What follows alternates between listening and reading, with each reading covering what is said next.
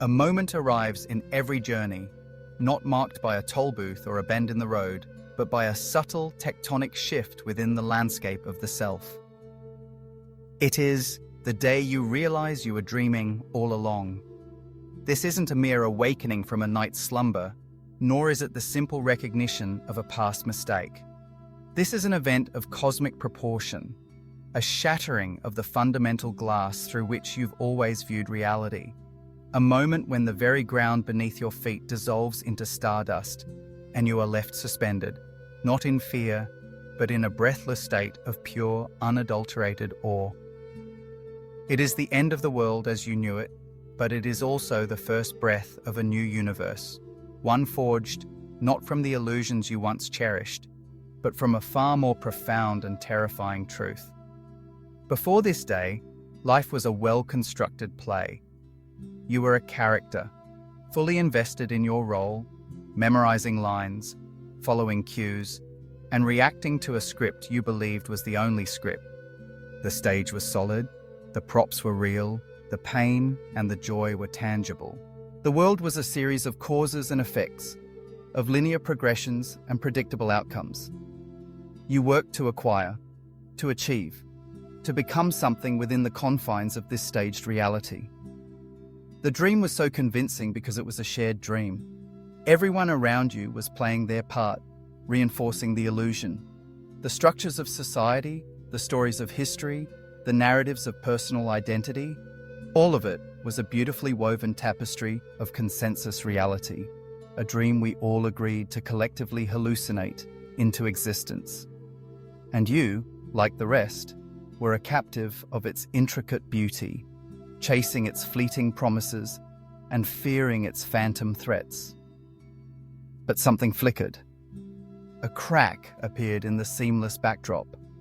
Perhaps it was a quiet whisper in a moment of solitude, an unbidden thought that seemed to come from nowhere and everywhere at once. Perhaps it was a profound coincidence, a synchronicity so perfect it defied all statistical probability. A moment when the universe seemed to wink at you from behind its mask. Or perhaps it was a moment of profound loss or shattering disappointment, a breakdown that forced you to question the very foundations of your being, leaving you with nothing but the rubble of your former self. In that moment of profound stillness or shattering chaos, the lights dimmed, not on the stage, but in the projection booth of your mind. The stagehands, once invisible, became visible. You saw the strings, the pulleys, the carefully constructed facade.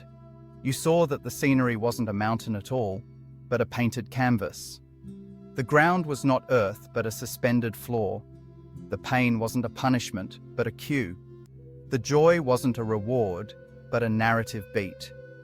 This realization is not merely intellectual. It is an experience that penetrates the very marrow of your bones. It's an epiphany that dismantles not just your beliefs, but the very architecture of your perception. You don't just know that you were dreaming, you feel it, in a way that is utterly irrevocable.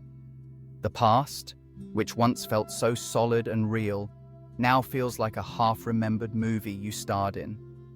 The future, which was once a rigid line you were desperately trying to walk, becomes an open, boundless field of pure potentiality. The person you thought you were, with their fixed identity, their history, their desires, their fears, begins to dissolve like salt in water.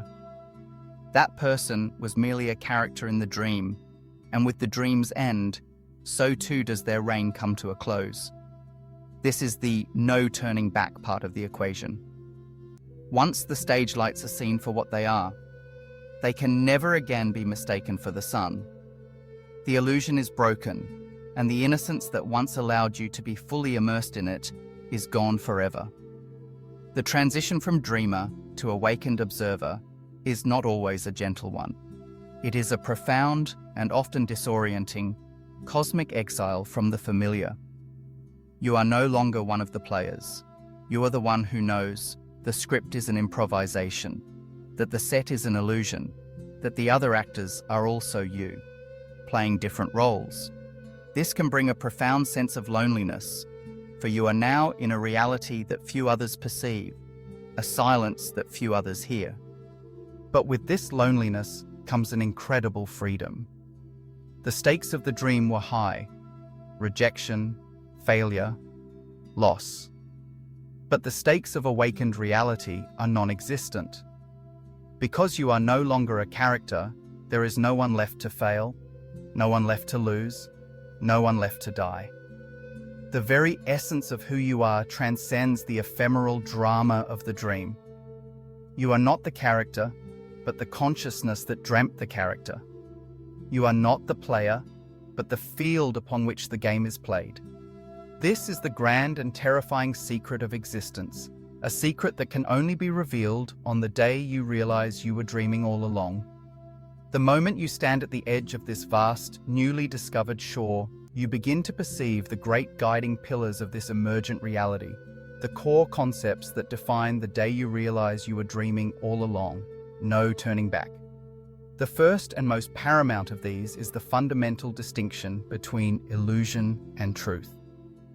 The dream was a masterpiece of illusion. It presented a world of separate, discrete objects and beings, the self and the other, the inside and the outside, the me and the world. It was a world of duality, of opposing forces and binary choices.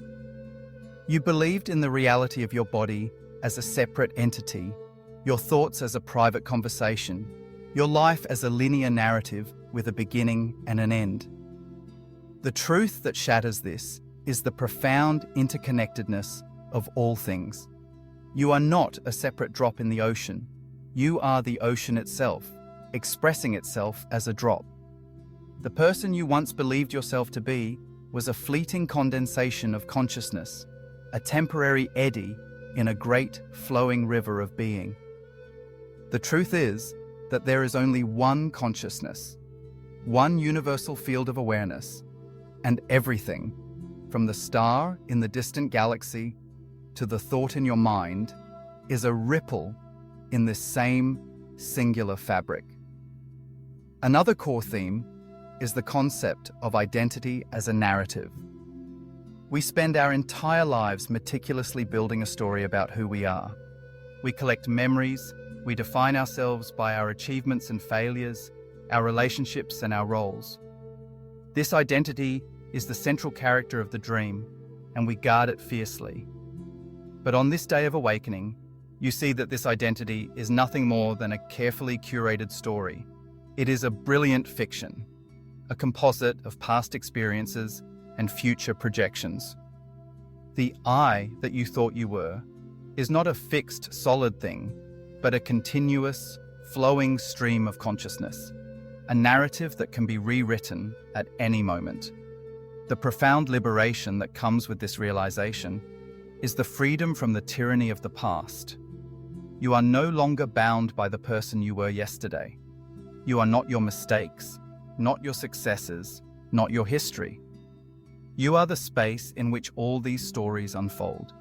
The shift is from I am this story to I am the awareness observing this story. This leads directly to the third pillar, the dissolution of the boundary between observer and observed.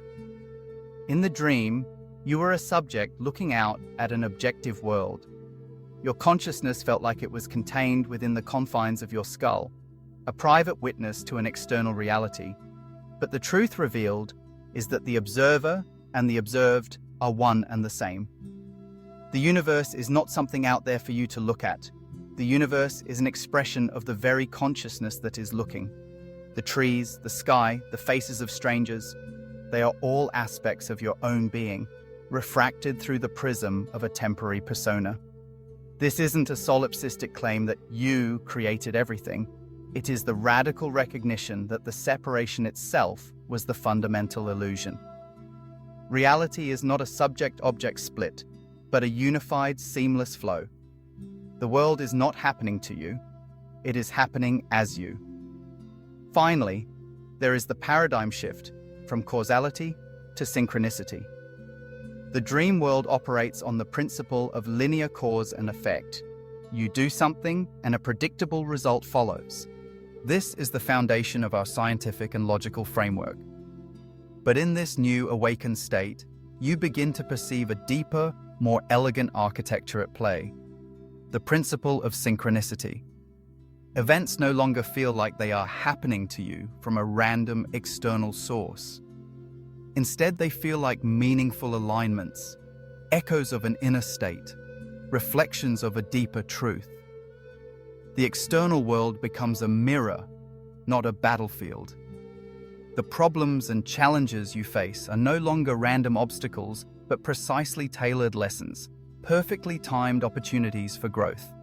The universe is not a machine operating on blind mechanics, but a living, intelligent system, constantly communicating with you, arranging events to reflect your inner journey.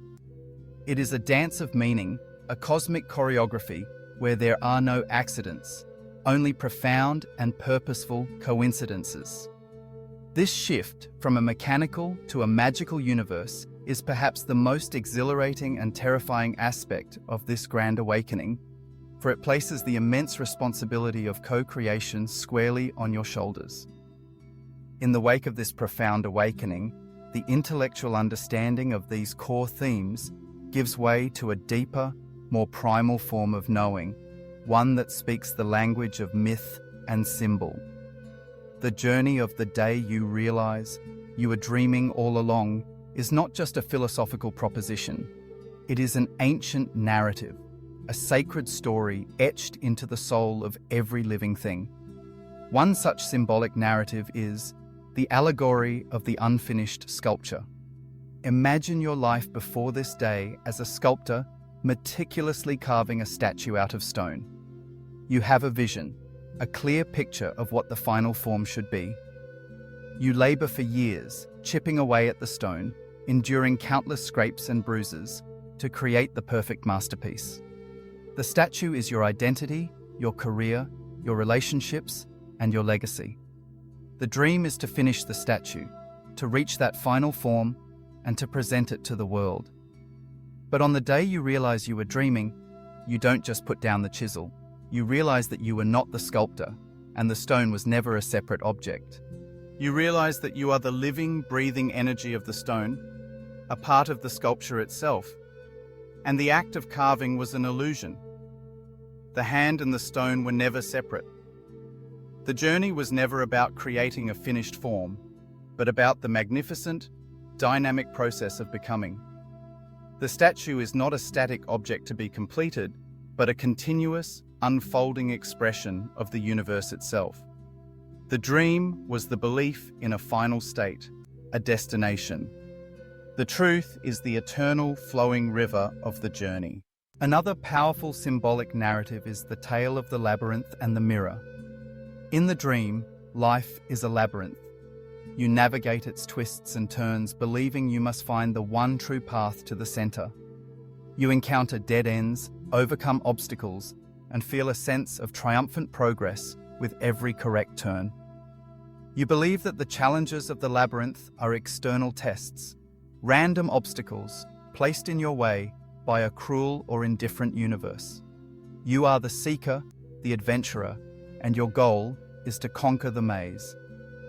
But on the day of awakening, you stumble upon a great, ornate mirror at a seemingly random corner. And as you gaze into it, you do not see a reflection of yourself in the maze. You see the entire labyrinth reflected within your own eyes. You see that every wall, every dead end, and every pathway was a projection of your own inner state. The maze was not a thing you were traversing. It was a map of your own consciousness, externalized. The obstacles weren't external foes, but parts of yourself you had yet to integrate. The labyrinth wasn't meant to be conquered. It was meant to be understood as a reflection of your own inner world. The journey was never about escaping the maze, but about realizing you were the maze itself. Finally, consider the symbolic narrative of the playwright and the actor. In the dream, you are a method actor, fully immersed in your role. You are a human being, a son or daughter, an employee, a friend. You deliver your lines with conviction, feel real pain and genuine joy, and are completely convinced of the reality of the play. You believe you are the actor and that the play is happening to you. But on the day of awakening, you are suddenly elevated to a balcony box. From this new vantage point, you see the stage, the other actors, the lights, and the script. You realize you were never just the actor. You were the playwright, the director, the stage, and every other actor on that stage, all at the same time. You wrote the script, you cast the characters, and you created the drama, not as a conscious act of manipulation, but as an unconscious exploration of yourself. The suffering and the joy were not arbitrary events, but parts of a grand, self-created narrative designed to allow you to experience the full spectrum of your own being. The pain wasn't a mistake. It was a dramatic necessity. The love wasn't a lucky accident. It was a profound reunion with an aspect of yourself. The dream was the temporary amnesia that allowed the playwright to believe they were only an actor. And the truth is the grand, liberating realization that you are the entire production, both on stage and in the wings. The grand, mythic narratives of the dreaming mind are not meant to be mere intellectual curiosities. They are a direct and actionable blueprint for living. The day you realize you were dreaming all along, no turning back, is not a retreat into spiritual navel-gazing. It is a call to a more profound and powerful engagement with the world. The first and most immediate practical implication is a radical recalibration of your relationship with suffering and failure. In the dream, suffering was a sign of defeat, a painful signal that you had done something wrong. The dream's logic told you to avoid it, to fight it, to numb it. But in the awakened state, suffering is seen as a precisely calibrated feedback mechanism. It is the friction that polishes the soul, the heat that forges steel. When a failure occurs in your life, a lost job, a broken relationship, a financial setback, it is no longer seen as an assault from an external universe, but as a symbolic narrative. It is the labyrinth's wall, the playwright's dramatic twist, a signal that your inner map is out of alignment with the truth of who you are. The response is no longer to despair, but to listen with profound curiosity, to ask what this symbolic event is here to teach you about yourself. This new relationship with suffering allows for a second crucial integration, a fundamental shift in the nature of action and effort. In the dream, effort was a struggle against external forces. You pushed against a resistant world, believing that you had to force outcomes into existence. You were a warrior in a cosmic battle. But from the perspective of awakened reality, action is not a struggle, but a form of expression, a dance of co-creation. You are not pushing a rock uphill. You are a river flowing around it, a wind moving through it. You realize that your greatest power lies not in controlling external events, but in aligning your inner state with the reality you wish to experience. The work becomes inner work. When you find yourself in a state of flow, where actions feel effortless and outcomes seem to magically align, you are not getting lucky. You are simply in perfect harmony with the universe, and the illusion of separation has momentarily dissolved. You learn to listen to the whisper of intuition over the roar of fear, to act from a place of inspired expression rather than desperate striving. A third, deeply transformative implication is the dissolution of fear of death. In the dream, death was the ultimate end, the final curtain, the annihilation of the self. All of life's striving was, at its core, an elaborate attempt to postpone this inevitability. But on the day you realize you were dreaming, you see that the self you feared losing was only a character in the play. The true you, the playwright, the awareness, the consciousness, is immortal. You were never born and you can never die. What you call death is merely the shedding of a temporary costume, the end of a particular scene, the waking from a specific dream. This doesn't make life meaningless. It makes it infinitely more precious. With the fear of the final curtain lifted, you are free to truly live. You can take creative risks, love with reckless abandon, and pursue your deepest callings without the paralyzing fear of failure or loss. The urgency shifts from "how do I survive" to "how do I fully express the magnificent truth of who I am?" Finally, this awakening fundamentally transforms your relationships with others. In the dream, others were separate entities, a source of potential love, validation, or conflict. The relationship was an interaction between two distinct islands.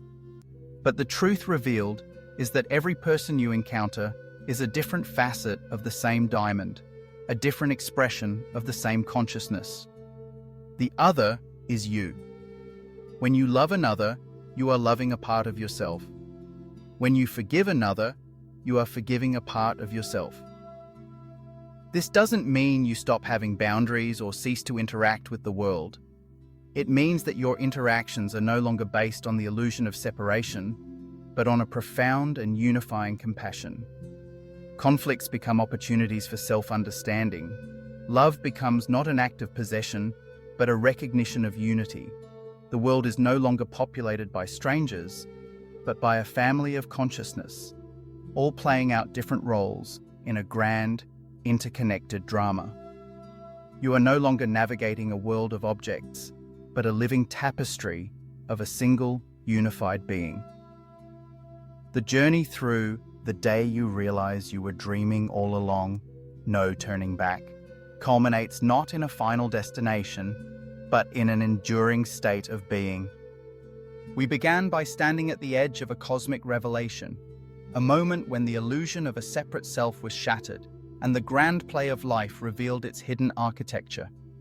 We explored the core themes, the profound difference between the dream of duality and the truth of interconnectedness, the understanding of identity as a fluid narrative, the dissolution of the boundary between observer and observed, and the shift from linear causality to a magical, synchronous universe.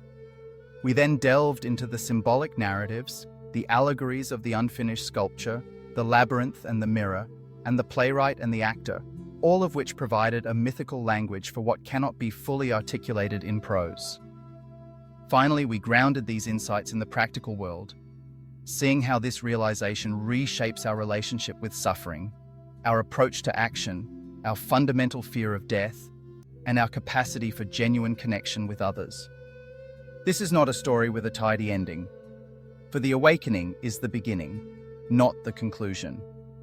The transformational call is not to change your life, but to change your relationship to your life. It is an invitation to cease being a character in the story and to begin living as the author of it.